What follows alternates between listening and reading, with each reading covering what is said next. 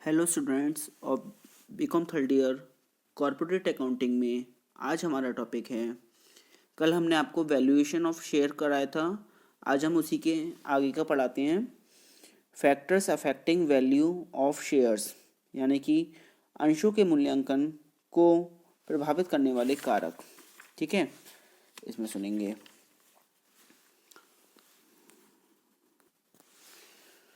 The value of shares is affected by many factors, some of them are. मतलब अंशों के मूल्य पर अनेक बातों का प्रभाव पड़ता है, जिनमें से प्रमुख कारक निम्नलिखित हैं। नंबर फर्स्ट है the nature of companies business, मतलब कंपनी के व्यवसाय की प्रकृति। फिर नेक्स्ट है the amount of profits earned by the company, यानी कंपनी द्वारा अर्जित लाभों की मात्रा मतलब। नंबर थर्ड है the amount and percentage of dividend paid by the company in the past, मतलब कंपनी द्वारा विगत वर्षों में बांटा गया लाभांश। फिर नेक्स्ट है number fourth value of net assets of the company, मतलब कंपनी की शुद्ध संपत्तियों का मूल्य। नेक्स्ट है number fifth value of goodwill of the company in the market, company की बाजार में छवि अर्थात ख्याति। फिर नंबर सिक्स है demand and supply of shares of the company in the market, company के अंशों की बाजार में मांग और पूर्ति की स्थिति। फिर नंबर सेवेंथ है political conditions in the country, देश की राजनीतिक दशाएं और सरकार की उद्योग विशेष के संबंध में नीति। नंबर एट्थ है government policy about the business of the company के व्यापार के संबंध में सरकारी नीति। नंबर नाइन्थ है एक्सपेक्टेशन ऑफ द प्रोग्रेस और losses of the company in the future, company की भविष्य में प्रगति की संभावना। फिर है number tenth government control of the company पर सरकारी नियंत्रण की मात्रा। ठीक है, आगे सुनिए। अब आते हैं हमारे methods of valuation of shares, मतलब अंशों के मूल्यांकन की विधियां। इसमें सुनेंगे methods of valuation of shares can be shown through the following। Number first है नेट असेट्स मेथड, मतलब शुद्ध संपत्ति विधि। ठीक है, इसमें सुनिए under this method valuation of shares is based on valuation of net assets, in other words it is done on the basis on intrinsic value.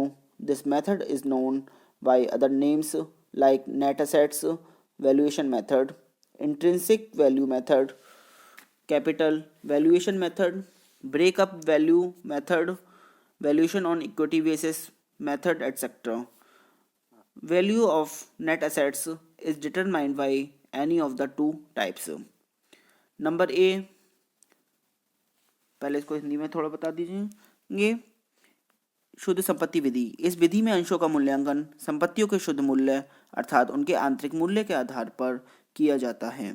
इस विधि को कुछ अन्य नामों जैसे शुद्ध संपत्ति मूल्यांकन विधि मतलब नेट एसेट्स वैल्यूएशन मेथड, आंतरिक मूल्य विधि यानी कि इंट्रिंसिक वैल्यू मेथड, पूंजी मूल्यांकन विधि कैपिटल वैल्यूएशन मेथड और ब्रेकअप वैल्यू मेथड मतलब समापन मूल्य विधि, समता आधार पर मूल्यांकन विधि यानी कि valuation on equity basis method आदि नामों से भी पुकारा जाता है।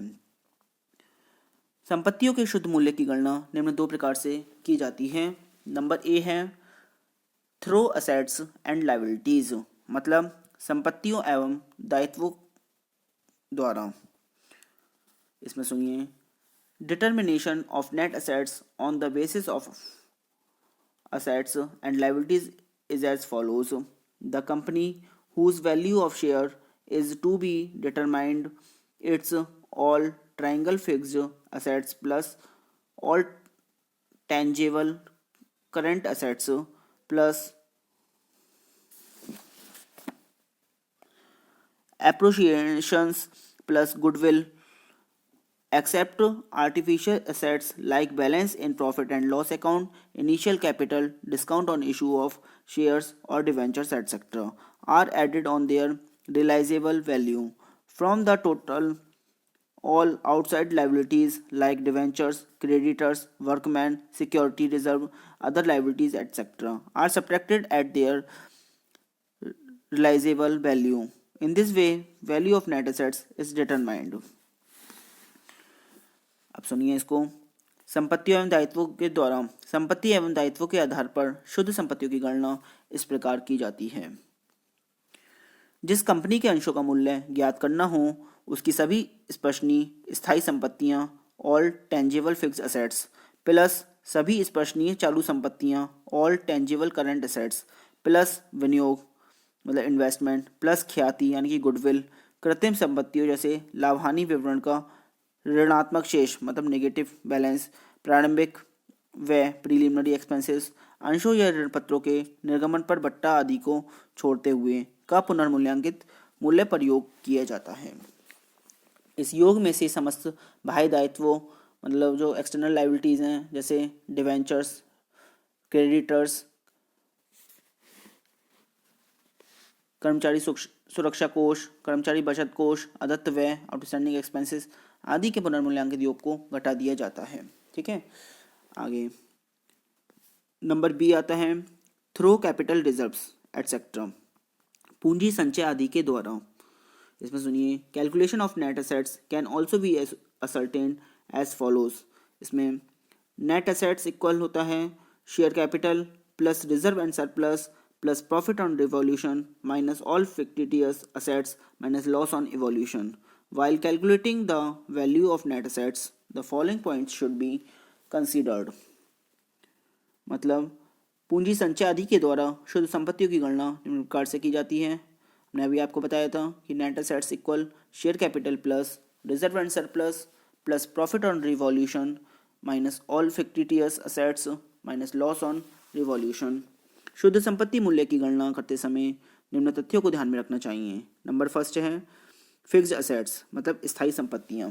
इसमें सुनिए all fixed assets should be valued at their realisable value और मार्केट वैल्यू और present value. If realisable value और market value is not given then fixed assets should be valued at their book value मतलब purchase cost minus depreciation. If assets are valued at realisable value और market value then provision और reserve for depreciation in the balance sheet should not be subtracted from the respective assets।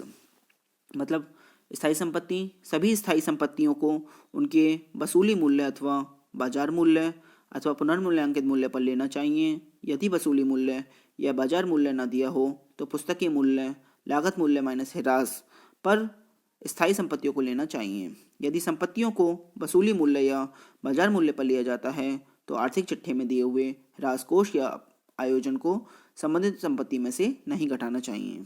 Next आता है number second investments मतलब विनियोग। The part of investments which are quoted on the stock exchange should be valued at market value and the remaining part of revalued value. मतलब विनियोग के उस भाग को जो स्कंद बाजार स्टॉक मार्केट में उद्धत कोट होता है उसे बाजार मूल्य पर तथा शेष को पुनर्मूल्यांकित मूल्य पर लेना चाहिए। आगे देखिए अब आता है to find out value per share प्रति अंश मूल्य ज्ञात करना। इसमें सुनेंगे after calculating the value of net assets any one of the following methods will be used to ascertain the value of shares. ठीक है, यदि समता अंश मतलब पहले से सुनिए प्रति अंश मूल्य ज्ञात करना। शुद्ध संपत्तियों का मूल्य ज्ञात करने के पश्चात अंशों का मूल्य निम्नलिखित दशाओं में इस प्रकार ज्ञात किया जाता है। नंबर फर्स्ट है if company has issued only one type of equity share, यदि समता अंश एक ही प्रकार के हों। ठीक है, तो वैल्यू ऑफ शेयर अब एक ही प्रकार के हों तो इसमें सुनिए in such a case value of share can be ascertained by dividing the value of net assets by number of equity shares. मतलब ऐसी दिशा में शुद्ध संपत्तियों के योग को समता अंशों की संख्या से भाग देकर अंश का मूल्य ज्ञात किया जाता है। फॉर्मूला है value of share equal net assets upon number of shares. ठीक है, अब नंबर सेकंड आता है if equity shares have different paid up values, यदि समता अंश कई प्रकार के हों। नंबर सेकंड है if equity shares have different paid up values, यदि समता अंश कई प्रकार के हों। इसमें सुनेंगे If equity shares are of different paid up values, the net assets must be appreciated on the basis of total paid up capital of each type of equity shares, and then each proportion of net assets is divided by the number of shares in related type and value of share having different paid up value is ascertained separately. सुनिए इसको हिंदी में हम, यदि समतांश कई प्रकार के हों, यदि समतांश कई प्रकार के हैं और उन पर चुकता मूल्य अलग अलग हों तो शुद्ध संपत्तियों की राशि को पहले इन अंशों की अलग अलग कुल चुकता पूंजी की राशियों के अनुपात में विभाजित कर लिया जाता है और उसके पश्चात इस प्रकार प्राप्त राशि को संबंधित समता अंशों की संख्या से भाग देकर प्रत्येक प्रकार के अंश का मूल्य अलग अलग ज्ञात कर लेते हैं। ठीक है, अब आता है number third, if companies capital consist of both equity and preference shares. यदि समता अंशों के साथ पूर्वाधिकार अंशों का मूल्यांकन करना हो तो in such a case the value of shares is ascertained as follows. ठीक है, इसमें आता है number first, if preference shares are preferential of repayment of capital only according to articles of association. ठीक है, इसका मतलब है यदि पूर्वाधिकार अंशों को पार्षद अंतर नियमों के अंतर्गत केवल पूंजी भुगतान की प्राथमिकता प्राप्त हो तो वैल्यू ऑफ इक्विटी शेयर बराबर होगा value of net assets minus preference share capital upon total number of equity shares. फिर वैल्यू ऑफ प्रेफरेंस शेयर्स बराबर होगा preference share capital upon total number of preference shares. Number second पे, if preference shares are preferential only for dividend according to articles of association. यदि पूर्वाधिकार अंशों को पार्षद अंतर नियमों के अंतर्गत केवल लाभांश प्राप्त करने की प्राथमिकता हो तो value of equity share equal होगा value of net assets minus bracket में preference share capital plus preference dividend bracket बंद upon total number of preference shares. फिर value of preference share equal preference share capital plus preference dividend upon total number of preference shares.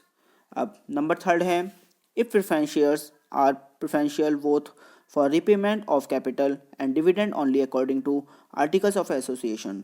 यदि पूर्वाधिकार अंशों को पार्षद अंतर नियम के अंतर्गत पूंजी भुगतान तथा लाभांश दोनों की प्राथमिकता प्राप्त है तो value of equity share equal होगा value of net assets minus bracket में preference share capital plus preference dividend bracket बंद upon total number of equity shares. आगे देखिए, एक नंबर फोर्थ और है, if preference shares are not preferential for repayment of capital or dividend as per articles of association, i.e. equity share and preference shares both have the same right। मतलब यदि पूर्वाधिकार अंशों को पार्षद अंतर नियम के अंतर्गत पूंजी भुगतान तथा लाभांश के संबंध में कोई प्राथमिकता प्राप्त नहीं है अर्थात समता अंश और पूर्वाधिकार अंश के एक ही श्रेणी के हैं तो वैल्यू ऑफ शेयर इक्वल होगा value of net assets upon total number of preference and equity shares. आज के लिए इतना ही। Thank you very much.